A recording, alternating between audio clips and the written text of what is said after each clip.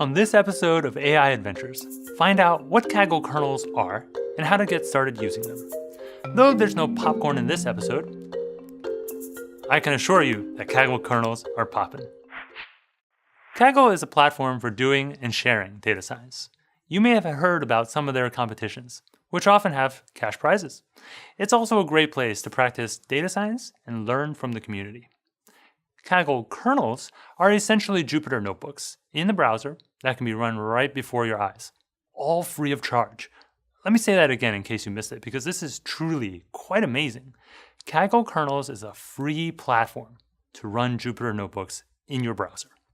This means that you can save yourself the hassle of setting up a local environment and have a Jupyter notebook environment right inside your browser anywhere in the world that you have an internet connection. Not only that, the processing power for the notebook comes from servers up in the clouds, not your local machine. So you can do a lot of data science and machine learning without heating up your laptop. Kaggle also recently upgraded all their kernels to have more compute power and more memory, as well as extending the length of time that you can run a notebook cell to up to 60 minutes. But okay, enough of me gushing about Kaggle kernels. Let's see what it actually looks like. Once we create an account at Kaggle.com, we can choose a dataset that we want to play with and spin up a new kernel or notebook in just a few clicks. The dataset that we started in comes preloaded in the environment of that kernel, so there's no need to deal with pushing a dataset into that machine or waiting for large datasets to copy over a network. Of course, you can still load additional files into the kernel if you want. In our case, we'll continue to play with our fashion MNIST dataset.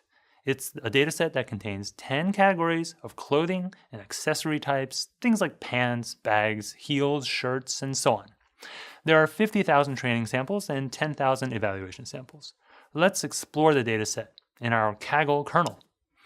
Looking at the dataset, it's provided on Kaggle in the form of CSV files. The original data was in 28 by 28 pixel grayscale images, and they've been flattened to become 784 distinct columns in the CSV file. The file also contains a column representing the index, 0 through 9, of that fashion item. Since the dataset is already in the environment, and Pandas is already loaded, let's use it to read these CSV files into Pandas data frames. Now that we've loaded the data into a data frame, we can take advantage of all the features that this brings, which we covered in the previous episode. We'll display the first 5 rows with head, and we can run describe to learn more about the structure of the dataset.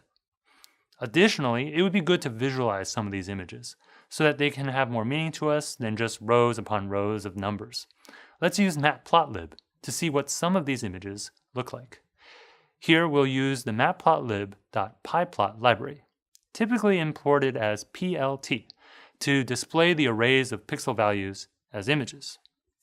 We can see that these images, while fuzzy, are indeed still recognizable as the clothing and accessory items that they claim to be.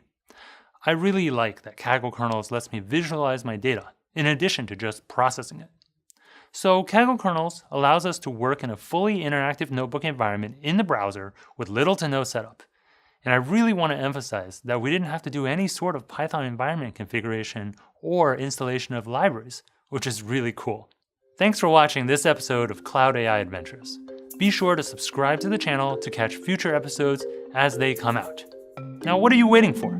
Head on over to Kaggle.com and sign up for an account to play with kernels today. Though there's no popcorn in this episode, I can assure you that Kaggle kernels... You gotta throw harder. Wait, are you gonna throw it this way or this way? Though there's no popcorn in this episode, I can assure you that Kaggle kernels are poppin'.